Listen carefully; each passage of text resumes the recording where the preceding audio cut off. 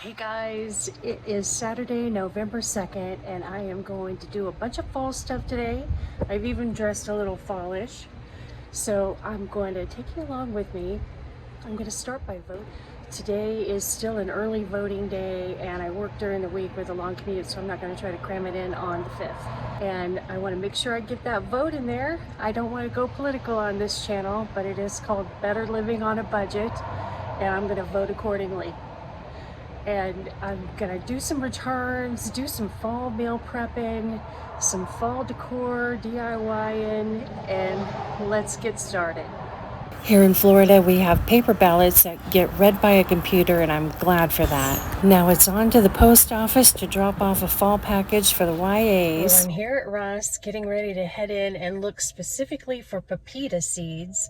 Aldi has been out in my area, every Aldi I've been to for at least 2 months now. I don't know what's going on, but I saw some pepita seeds here about a week ago, and I talked myself out of them because they're like $4.99 a bag, but they're my favorite seed in salads, and of course being fall, they are kind of in everything that I like to make. So hopefully I'll get lucky, probably buy 2 bags, because who knows what's going on with that. I voted. Anyway, I'm going to head into Ross and see what I can buy.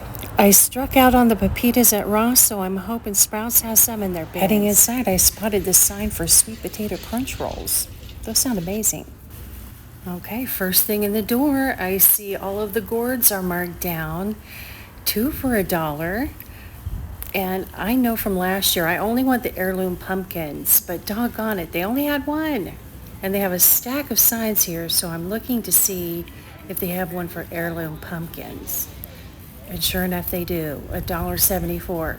That's a great price, but I'm going to ask the manager if I can get it for less. From pumpkins to pepita seeds, yes, they have a bunch, several bins. They're all the same price. I'm trying to see if there's any difference. And it looks like this last bin is the only one that has salted. So that's what I'm going for. And even though it is Saturday, already 11:30, I am getting a little lucky on the clearance produce. Yay! So let me see what all I can find here. And I'm on with the rest of the errands. Definitely not going to be beach weather this afternoon.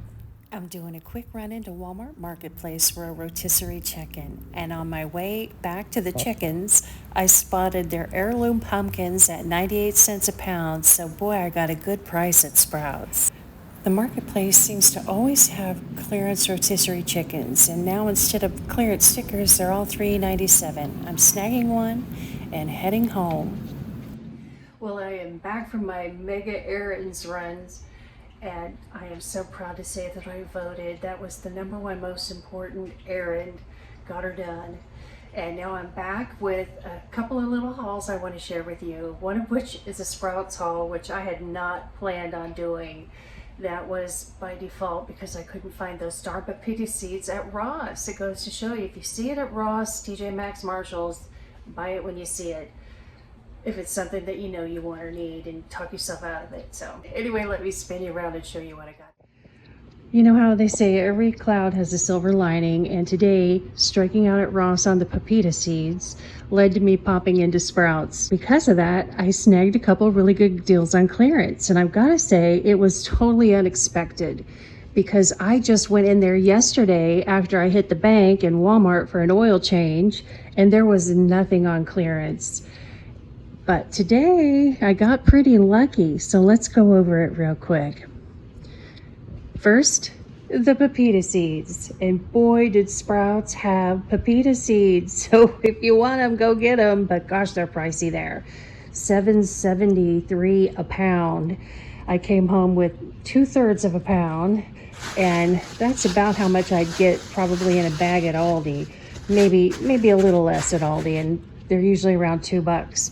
But haven't seen them there in 5 ever. And then I was super tickled to see this roast on clearance because it's been a long time since I've seen one on clearance at Sprouts. It's been probably close to a year. And the last time I bought one, you guys, it made the best beef with broccoli I have ever made in my entire life. It was just incredible.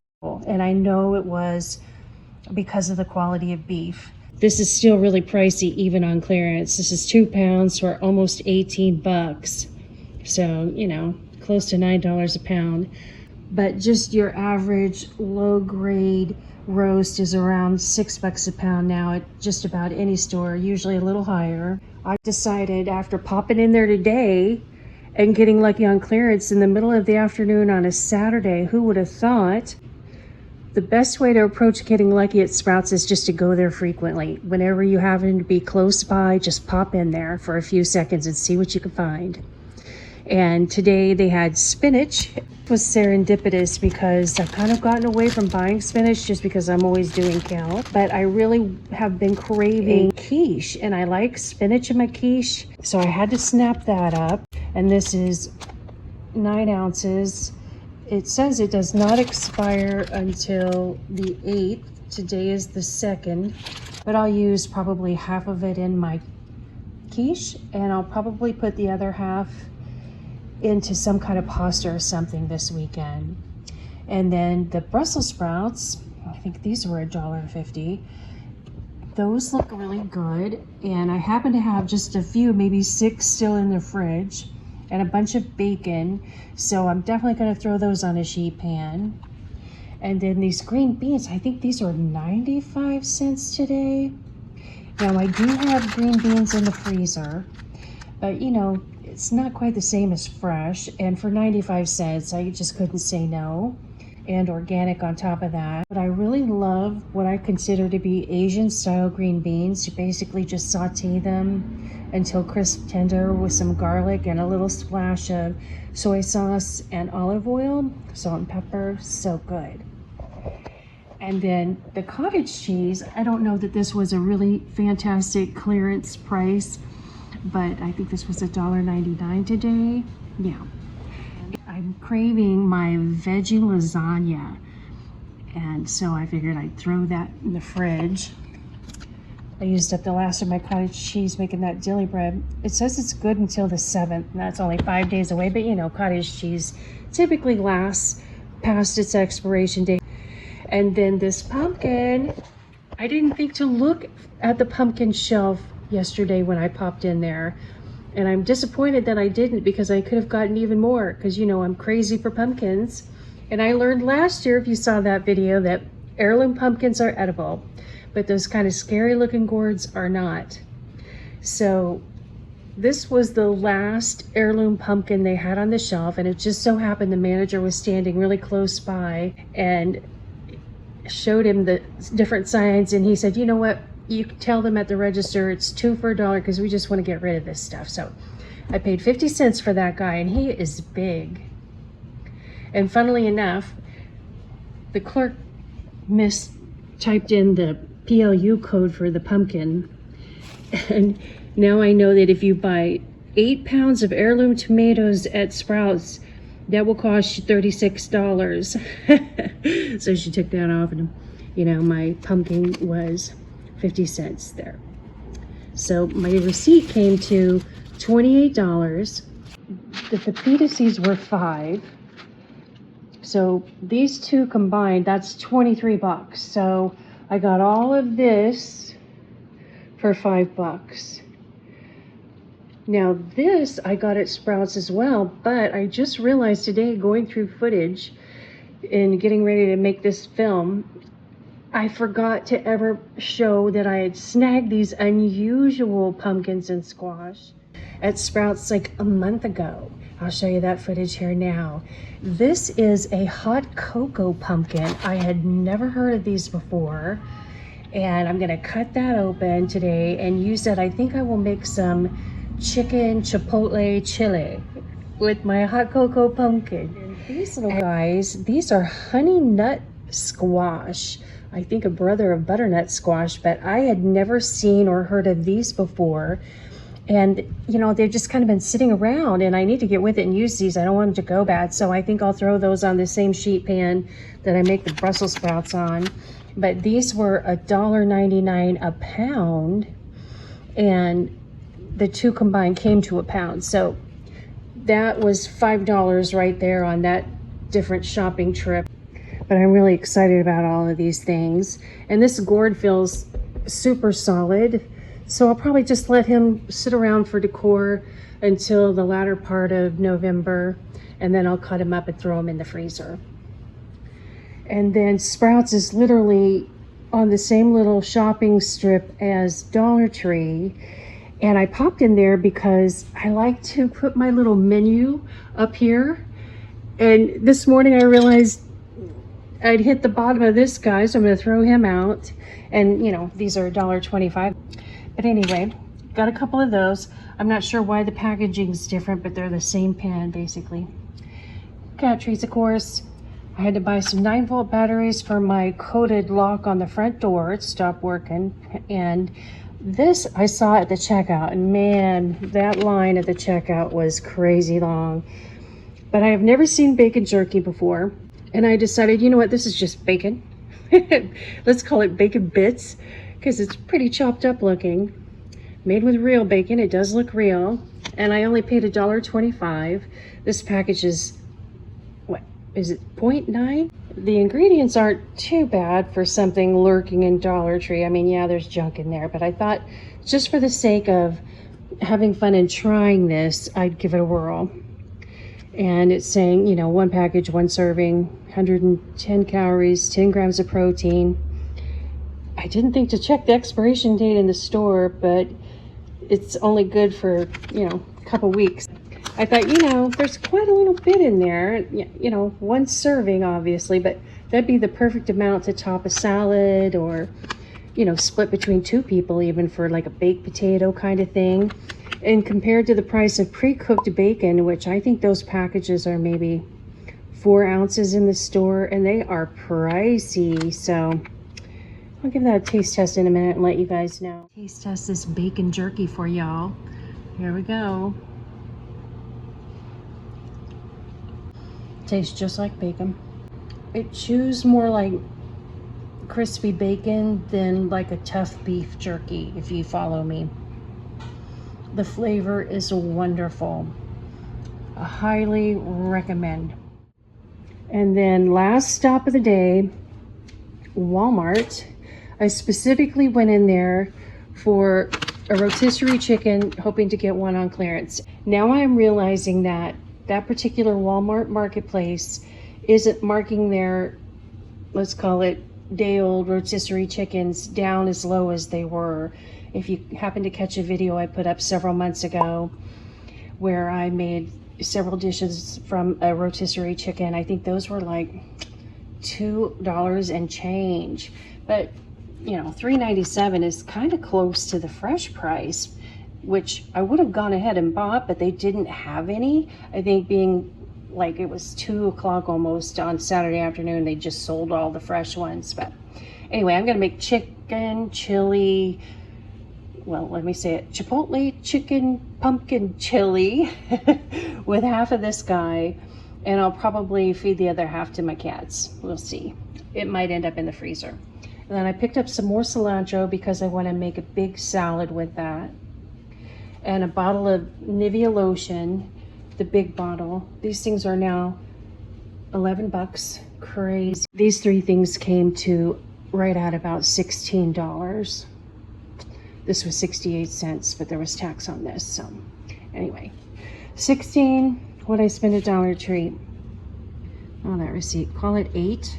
So 24 and 28, 52 bucks for this little bit of food and toiletries. Boy, it adds up quick, doesn't it? Crazy. But, you know, a large portion of it right here, half of what I spent today. I was on the pepita seed treasure hunt, which led to other goodies, so I don't regret it. So my treasure hunted pepita seeds are getting a place of honor in this Dollar Tree jar because it's really tightly sealed. In they go. Let's see if I can do this one-handed. We'll call that one-handed. Oh, I just threw a little handful in my mouth. These taste so fresh and good compared to the ones that I've always bought at Aldi. Definitely worth a little bit extra, I think. Now I'm gonna get on to doing some cooking. I'm starving. I whipped up some dilly bread dough, and it's oily because you know you put it in the bottom and you flip it over kind of thing. So now this is going to raise for about an hour and a half, and then it'll bake for about an hour. Here's the dilly bread nicely risen. I'm throwing it in the oven. Okay guys, I'm going to peel these little honey nut squash and then dice up what I can get out of it and throw it on this tray with these Brussels sprouts. And just a side veggie for the week.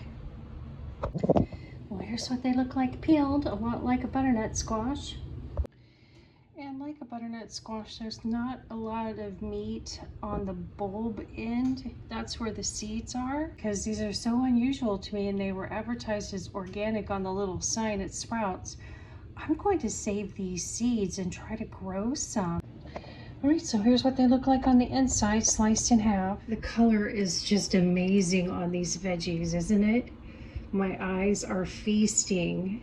So I'm gonna drizzle a little olive oil on this squash, and then this is going in the oven at 350 for about 30 minutes, along with this chicken that I marinated, and of course my ubiquitous salmon. Well, guys, I pulled out my pot that has a matching lid, or had, and I got a hold of it wrong, and the lid went sliding and hit the tile, and oh man. You know how it is. If you've had this pan and that pan over the years, you have a lot of lids. And luckily, I have a big saucepan that this lid fits good enough. Praise the Lord. Hopefully I don't break that one. So I'm going to get with it and make some harvest chicken chili with this hot cocoa pumpkin. Well guys, here's the hot cocoa pumpkin cut open. Now this was really a surprise. I thought the flesh would be sort of a dark orange, and instead it looks like spaghetti squash color.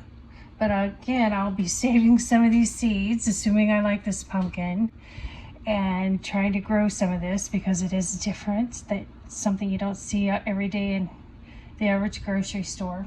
Okay, so this hot cocoa pumpkin has been an adventure already.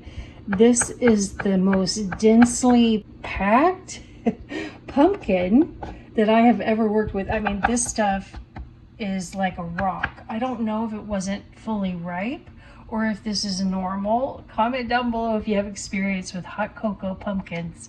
But because of that, instead of chopping it up and sauteing it with the peppers and onions as I had planned, like I did last year with the regular pumpkin, I am going to roast these wedges.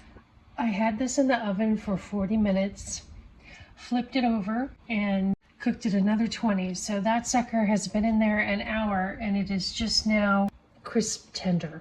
This is cooked enough in the oven that I can cut off the peel and cube it up and throw it in this pot and make chili. And I'll throw that pumpkin in after these have gotten tender because the pumpkin's already cooked. All right, so my peppers and onions are cooked. Now I'm dumping in 2 cups of chicken and my pumpkin puree along with the adobe chilies. Now the recipe calls for 3 different kinds of beans. It calls for pinto beans, black beans, and kidney beans. Well, I'm not trying to feed a crowd. I think I'm just gonna go at this a little differently because that recipe calls for ground bison, and this is a chicken pumpkin chili version that I'm just kind of winging. Now the recipe does call for pumpkin ale. I don't have any pumpkin ale, but I do have this Yingling that I really need to use up because I think it's about a year old, but I tasted it twice. It tastes great. So that's going in there. At least I'm going to start with half or 3/4. Now I'm going to put in some of this chicken broth. I want this to be closer to a stew than a soupy consistency, you know, something you could eat with a fork. So let me put in some broth and I'll be right back. Okay, so I've got some beer in there, some chicken broth, and I think that really is pretty much all the liquid I want. And now it calls for cumin and oregano. I'll put the recipe up on the screen here. I'm going to put in about half a teaspoon of oregano because I really want that adobe chili to be the main event. Now it also calls for chili powder, but because I'm using chili beans, I'm skipping the chili powder. And it also calls for some chipotle chili powder, which I do have and I may add, but I thought I'd mix all this up, let it stew for a while, and then check the flavor. Oh, and I gotta say, how cute is this new packaging on the Aldi pumpkin? So stinking cute. Okay guys, time for a little taste test on the chili here. It's been simmering about 30 minutes. Wow. Those adobo chilies have way more spice than I realized. Dang. That is some spicy chili. Not impossibly spicy, but spicy enough. I'll probably add some sour cream on top in my bowl. But on a scale of 0 to 5, I will give this a 3.5. It's crazy because I made this recipe a couple of times last year. The first time, it turned out so good, I couldn't even get over it. The second time was good, but not as good. And I can't even tell you why because I followed the recipe. But this time, you know, I made a lot of changes. Chicken instead of beef, yada, yada. Didn't put any tomatoes in there, yada, yada. So for what this is, 3.5. I don't know if it's coming across on camera, but this honey nut squash cooked darker than regular butternut squash. Even though it didn't look very dark when I was cutting it up, it definitely has more of that honey nut look. So let's give this a taste test. I didn't salt and pepper this at all, so.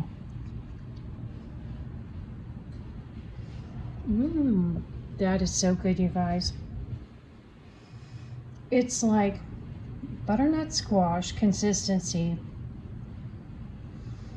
but it has kind of that nutty, almost trying to be sweet like honey thing going on. It really does. I love this stuff. Yes. Because you know me, I'm always whipping up squash of some kind. That's a real win. And now I gotta get with it and try to grow some because goodness knows how often you can find that in a store, right? Right, it's Sunday morning, about 8:30, and I'm gonna whip up some Down East Maine pumpkin bread. I downloaded this from All Recipes years ago. I've been making this bread at least 10 years. If I can still find the link to it, I'll put it down below. The only real change I made was it called for 3 cups of white sugar, and I find it tastes better if you do 1 cup brown, 2 cups white. And then it calls for 1 teaspoon of ground cinnamon, and I use a tablespoon. Okay, I'm just gonna give this a good stir, and then I'll pour it into 2 standard size loaf pans that I've sprayed with Pam. So here's a look at how the bread turned out. Obviously this one's gonna go to the office. I guess when this one puffed up, the seeds just tipped over to the other side. Well, that's a wrap for today, guys. Thank you all for stopping by and running along on my errands with me. Get out there and vote if you haven't already. I hope you enjoyed seeing all these fall foods and maybe you got a little inspo. And I'll see y'all on the next one.